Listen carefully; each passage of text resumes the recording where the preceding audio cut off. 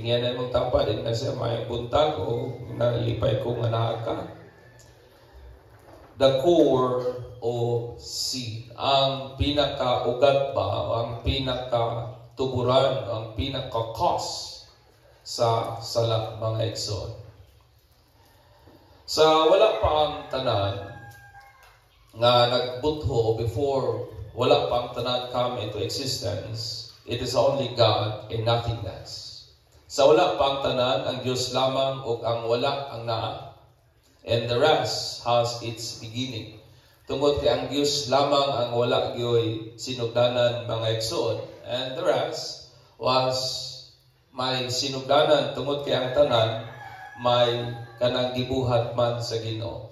Apil na niya na ang oras, apil na niya na ang space, apil na niya na ang matter mga igsoon was created by God. Ang oras, gi-create sa Ginoo. Ang space, gi-create sa Ginoo. Ingon man ang mga matters, my friend, gi-create na sa Ginoo. O kanang tanan, since nga kana sila mga created nga mga butang, so naagit sila yung sinugdanan. Ingon man ang tanan nga mga angelic being, o ang langit mga igsoon, has a beginning. Ang anghel, o ang langit, may sinugdanan gihapon sila. Tungod kay, they were created by God. Gibuhat lamang gid sila sa Ginoo mga igsoon. Sa diyang gi-create sa Dios ang tao, He spoke to themselves. Muna ingon ni Ginoo, let us make man in our image. So ang Ginoo namulong sa iyahang kaugalingon, and out of the ground, gibuhat sa Dios ang tao, o ingon man ang tao, na gid po'y sinugdanan mga igsoon. Ang Ginoo nato is absolutely no unrighteousness in Him. Ang Ginoo nato is perfect mga igsoon in every way. Walay sami, walay kasaway, walay buling nga kaniya. From eternity to eternity. Sukat pa sa sinugdanan, wa gyoy dautan nga naha sa Ginoo, wa gyoy dili maayo nga naha kaniya. Tungod kay hingpit man siya mga igsoon sa iyang pagkabalaan. O siya lamang ang may kahibalo unsa ang maayo unsa ang dautan. Yes, God is good, pero kabalo ang Ginoo og unsa ang maayo ug unsa ang dautan. For He knew for certain what is seed. Tungod kay nasayod gyud siya kung unsa gyud ang sala mga igsoon. God eternally knew what is evil, pero kana nga dautan wala na mag-exist. Wala ka na mag-come into existence hangtod nga si Lucifer nakasala batok sa Ginoo. Amen. Hangtod ang sin, my friend, wala ka na mag-exist not until nga si Lucifer ni sala o nakasala o ni batok sa Dios mga igsoon. God created Lucifer without unrighteousness mga igsoon. Gibuhat sa Ginoo si Lucifer nga kanang hingpit ba, walay kasaway, walay sami, walay buling, walay mansa, walay hugaw mga igsoon. But He did not created the evil in Lucifer. Apan wala gibuhat sa Dios ang dautan nganha kang Lucifer mga igsoon. O mao na ang creation sa Ginoo. Ang dautan is a consequence of sin. Kanabitang mga evil nga itong nagakakita sa kalibutan, resulta lamang kana sa sala mga igsoon pertaining sa moral and kanabitang natural nga evil. Resulta lamang kana sa sala sa tao o sa sala and kanang tanan, it all started at heaven. Kabalo ba mo nga ang sin, it begins in heaven. Wala man magsugod ang sala sa earth. It started sa langit mga igsoon. And I want you to understand that. Nababa mo diha. O kana nagsugod ngadto kang Lucifer mga igsoon. Tungod kay si Lucifer, tungod sa pagbatok ni Lucifer ba sa Dios. Together sa inon pa ang Bible, 1/3 sa mga angelic being whom He shrewdly deceived. Ngayabang nalimbungan o nailad mga igsoon. So ang gibuhat sa Ginoo ngadto nila, gi-cast down sila out of heaven ngadto sa earth. And then ngadto sa earth naman, Lucifer successfully deceived the first couple to sin against God. So ang sala nagsugod sa langit, and then gitampok sila sa Ginoo sa kalibutan. Pag-abot rin sa earth, naglampos naman sila sa paglimbong sa unang magtiayon, o nakasala sila batok sa Ginoo. O kana nga sala naghatag og tunglo kanato nga mga tao, thus evil exists aning ato ang gipuy-an karon. Amen. That is the very reason nga nung na-existence sa moral and natural evil. Kung mayroong ka moral evil, kaning pagka-garbuso sa tao, kining kanang mga krimen, mga pang-rape, katong nagakadungkan, pagpatay sa isikengo, that is moral evil. And then, nganong namay mga kagutom, nganong namay mga linog, that is natural evil. Hinungdan ka na sa pagpakasala sa atong unang ginikanan nga naghatag og tunglo mga igsoon, dili lang sa ato ang kaliwatan, ingon man mismo sa kalibutan nga ato ang gipuy-an mga igsoon. So ani karong sermon nga akong ipaabot, atong diskubrihan unsa gid ang pinaka-core, unsa gid ang pinaka-tunga o pinaka-sentro ba sa sala nga naghimo kang Lucifer devil. Amen. Dili ang Dios ang nag-create sa devil mga igsoon. Kasi Lucifer, it is a very beautiful name. Nahimo lamang siyang devil sa dihang nagrebelde siya batok sa Ginoo. Og magkakonta gikan sa mga pagtulunan sa unsay nahimo niya, so that dili ta mailag and ma-fall from the hands of God. Aron dili ta malimbungan sa yawa og dili ta mahagba gikan sa kamot sa Ginoo mga igsoon. Understand me, when God created, sa dayang gibuhat sa Dios ang mga angelic being, He created them with certain powers and ability for designated purposes and function. Gibuhat sa Ginoo kining mga langitnon nga mga binuhat, nga na sila'y kagahom, na sila'y kapasidad nga magpili ba. Na sila'y kagawasan sa pagpili, o gibuhat sila sa Ginoo sa ila-ilahang papel o ila-ilahang katuyuan o ila-ilahang trabaho mga igsoon, because God created things not without purpose. Gi-create sila sa Ginoo with a certain purpose and certain function mga igsoon. Kining mga angelic being are given the ability to choose free out of their own volition and desires. Giatagan sila sa Ginoo pareha nato kapasidad o abilidad nga mopili pinasikat sa ilahang pagbulutan o sa ilahang tinguha mga igsoon. Nakoy gilantaw gabi nga salida nga about atong legion nga gibaliktad nila ang istorya kay ang Ginoo naman mo nahimong nautan. Hinungdan nga nagrebelde to si Angel Michael tungod kay iyang batukan ang dili maayong plano sa Dios. Nagitwist nila ang istorya ba? Pero ang tinuod mga igsoon, gitagaan sa Ginoo kining mga angelic being o pagbulutan.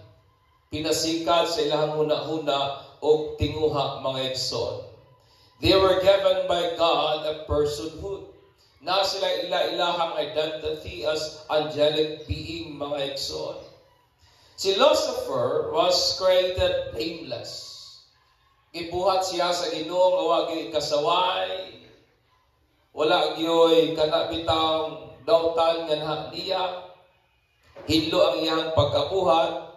Adorned with every precious stone. Si manaingon sa Bible na giadornohan siya sa tanang bililhon nga mga bato on the day, given on the day he was created. Gihatag atong adlaw nga siya gi-create sa Ginoo. And he was also ordained and anointed by his Creator as the mighty guardian.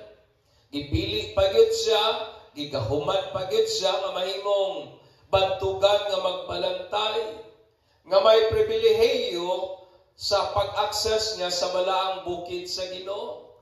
Tungod kay dili tanang anghel may access sa holy mountain of God.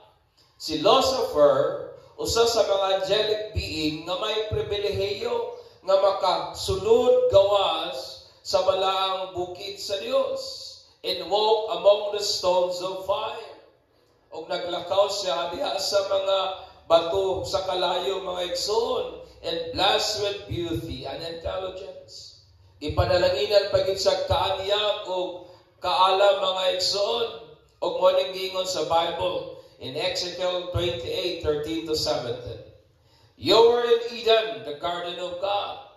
Your clothing was adorned with every precious stones. Mo ni philosopher mga igsoon. Reed, carnelian, pale green, peridot, white, moonstone, blue-green beryl, onyx, green jasper, blue lapis, lazuli, turquoise, and emerald, all beautifully crafted for you and set in the finest gold. They were given to you on the day you were created. Aning kalibutan atong gipuy-an, ang tao magpatay sa gamay ng bulawan, pero si philosopher mga igsoon, personally crafted ang stone nga gi-adorn nga naha kaniya. Mga batong, mga bilhon mo na ingon sa Bible. Given on the day nga siya gi-create sa Ginoo. Ingat pa ang Bible in 14, I ordained and anointed you as a mighty angelic guardian. You had access to the holy mountain of God and walk among the stones of fire.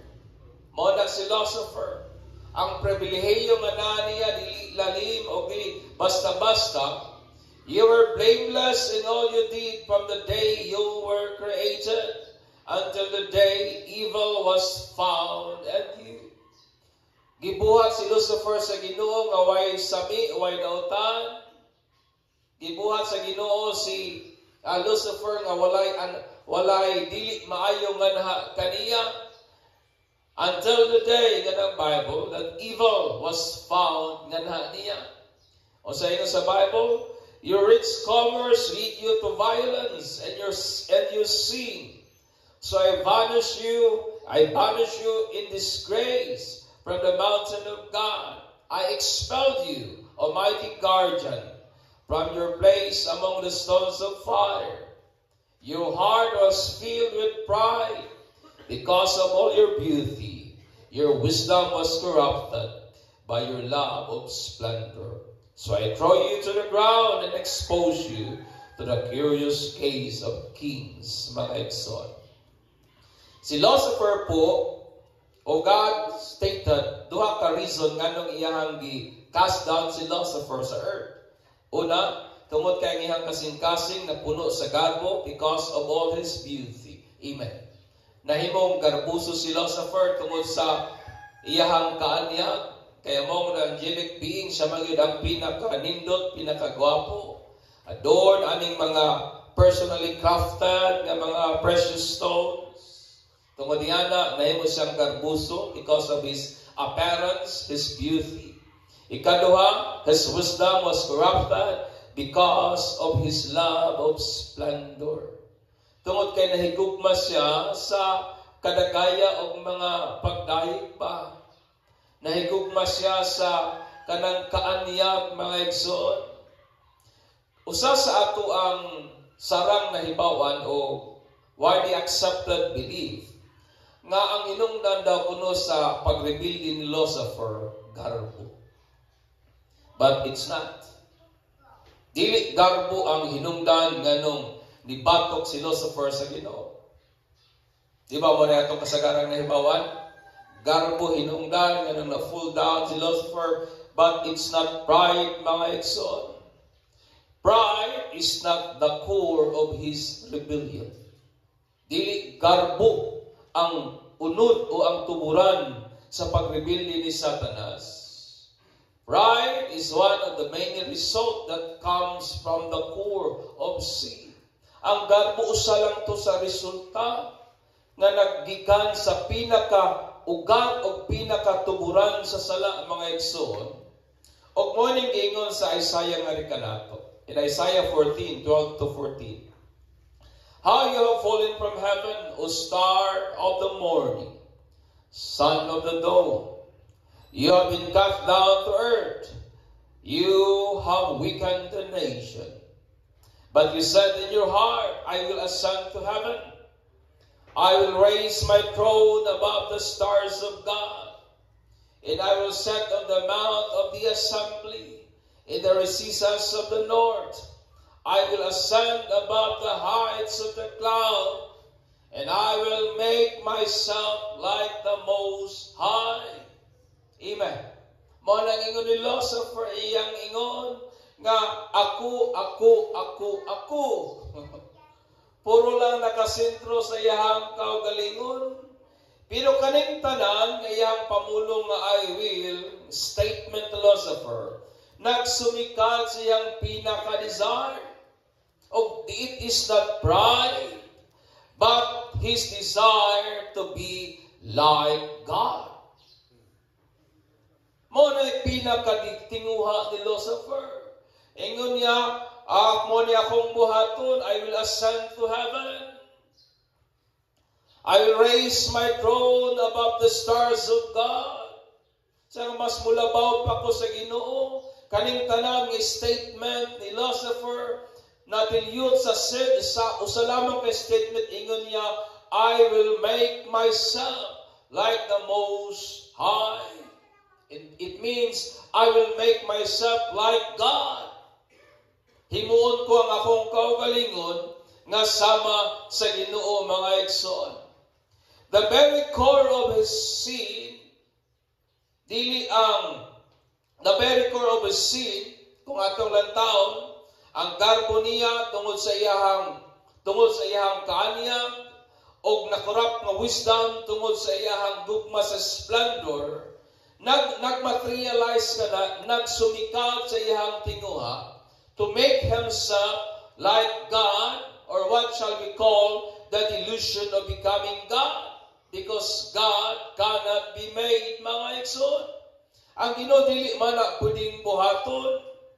Ang maong garbo ni Lucifer, ang maong gugma niya sa splendor, nagmaterialize ka to o nagsumikat ka to sa iyang desire, sa iyang tinguha, mga igsoon, nga mahimong sama lagi sa Ginoo.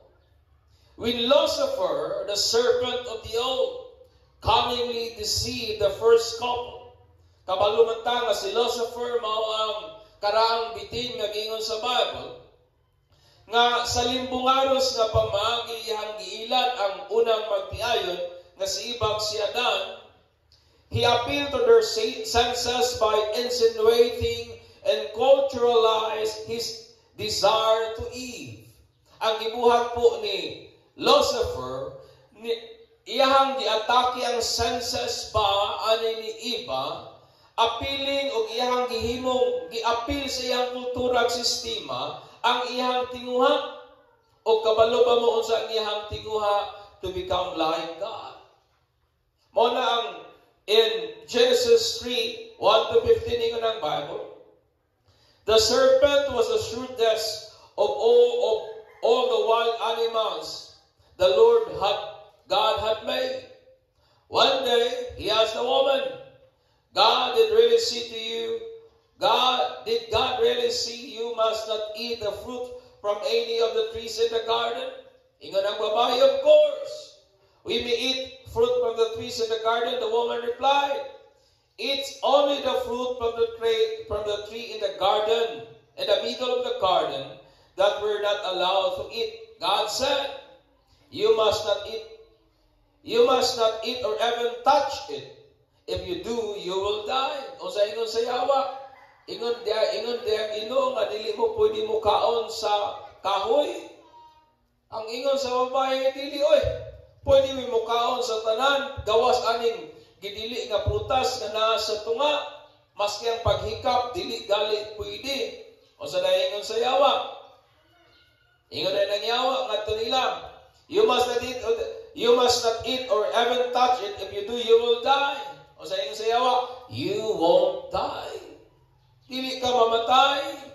The serpent replied to the woman, God knows that your eyes will be open as soon as you eat it, and you will be like God, knowing both good and evil.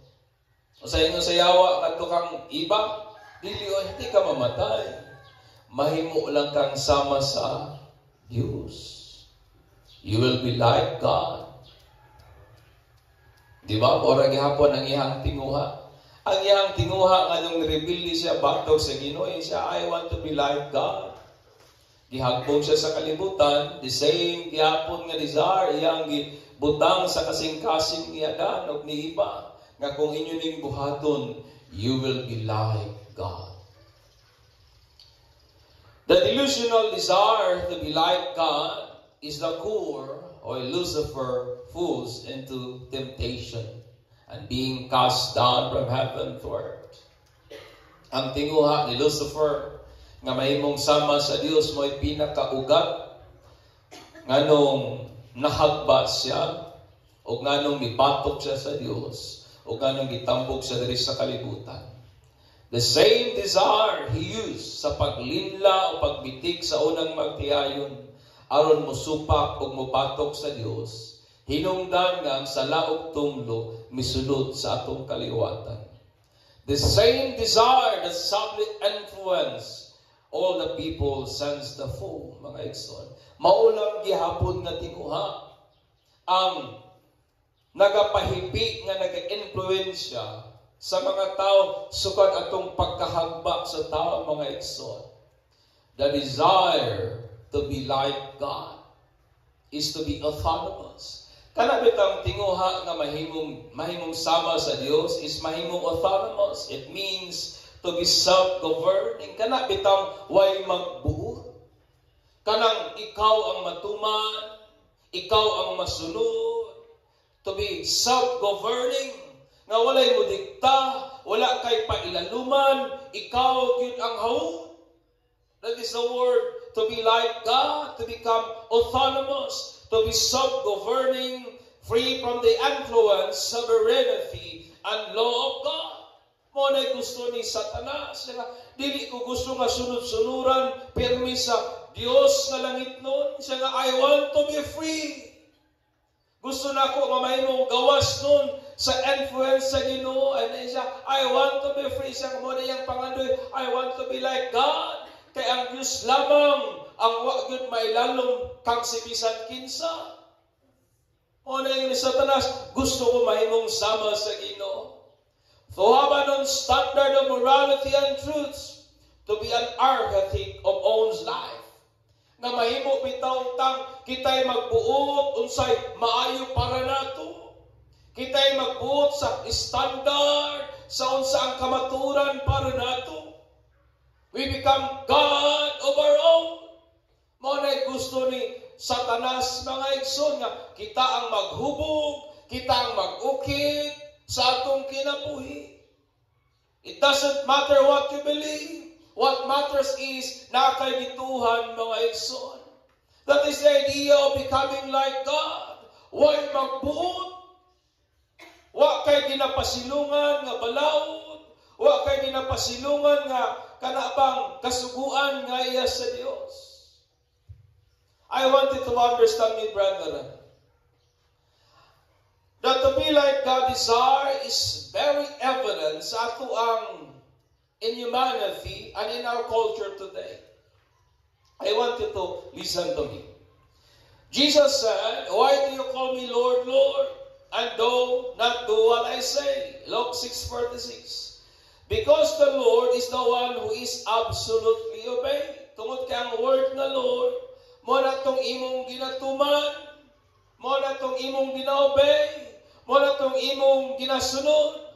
For Jesus to be Lord over us, we must submit sa iyang pagpulutan and do what He says unconditionally. Nga musunod o mutuman taniya, nga walay daghang pangutana ba? When Lucifer rebelled against God, His Creator, he willfully chose what he wanted to do.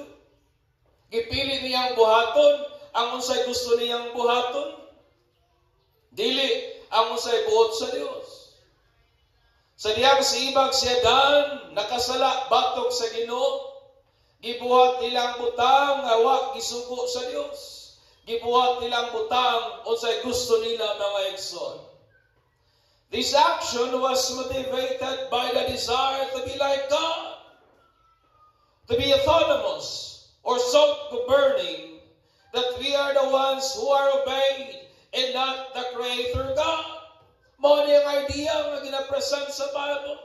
To be like God, kanapitang way laing masunod kundili kita. Way laing matuman kundili kita. Way laing maobey kundili kita, mga igsoon.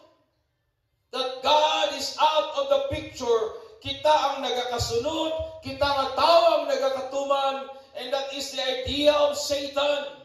To be like God, to be autonomous, to be free from the influence of God. Tanawan ninyo ang atong panahon karon, mga igsoon. Tanawan ninyo. Daghang mga tao nakaila kang Jesus. Apan si Jesus gamay o limitado lamang kay influence sa ilang mga kinabuhi for a reason that yield on their own desire rather than on the Word of God.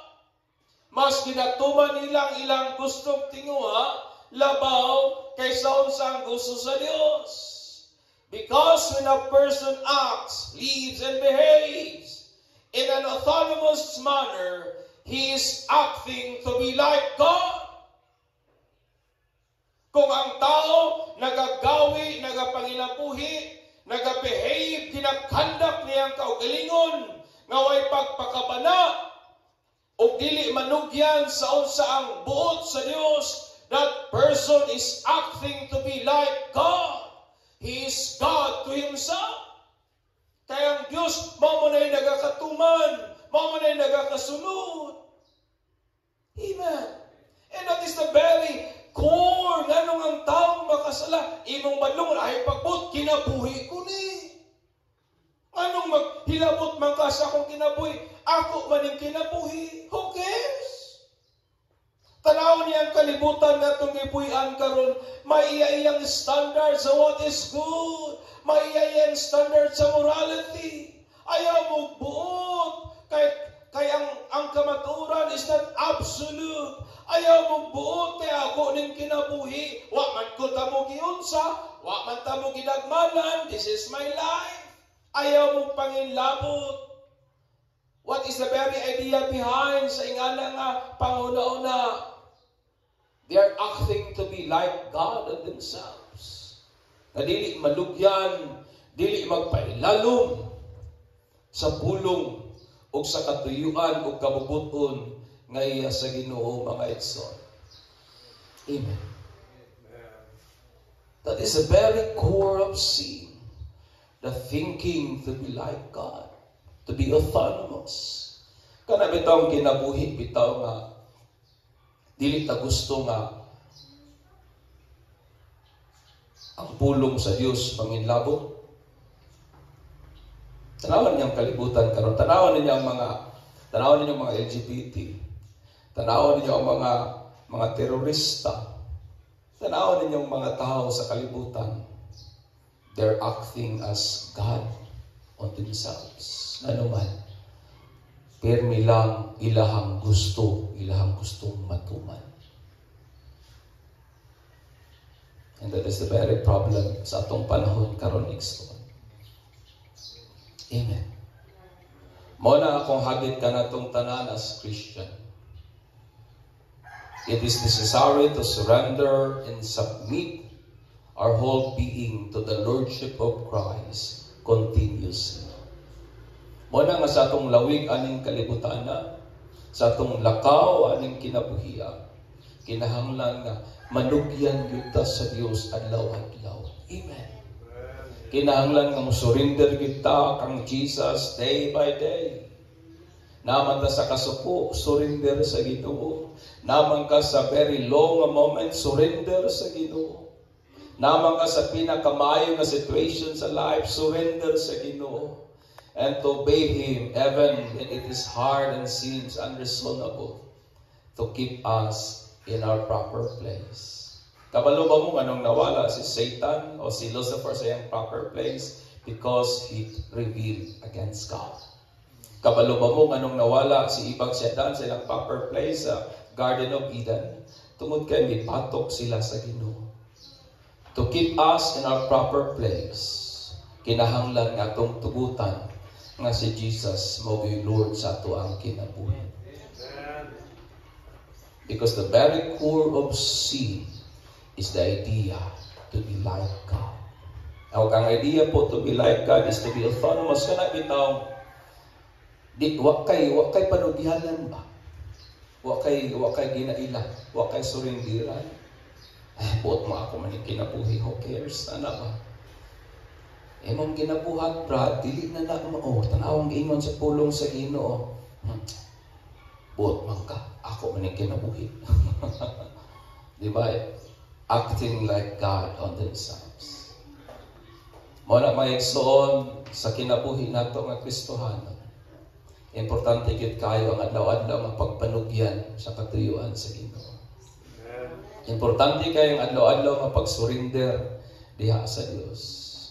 Importante kayo ang adlaw-adlaw nga pagpanugyan sa kinatibuk-an sa atong pagkakita sa katuyuan, sa kagustuhan o sa plano sa Dios.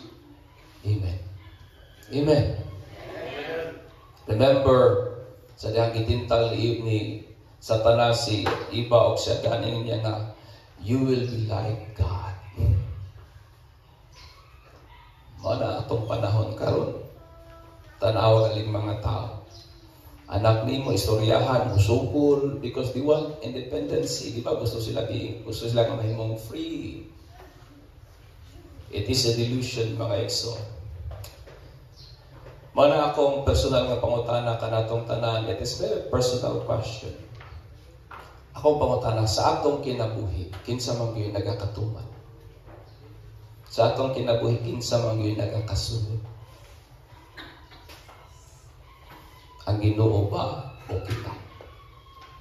Tungod kay kung kita ang nagakasunod, ato lamang puy-an ang desire sa Yawa, which is dili gyud mao. Amen. Mabitaw na sa akong kinabuhi from time to time, sige ko pangutan, Lord, ikaw ba gyud kahay nagakatuman sa akong kinabuhi, ba? Ikaw ba gyud kahay nagakasunod Ginoo? Manindog tayo and let us give glory to Jesus.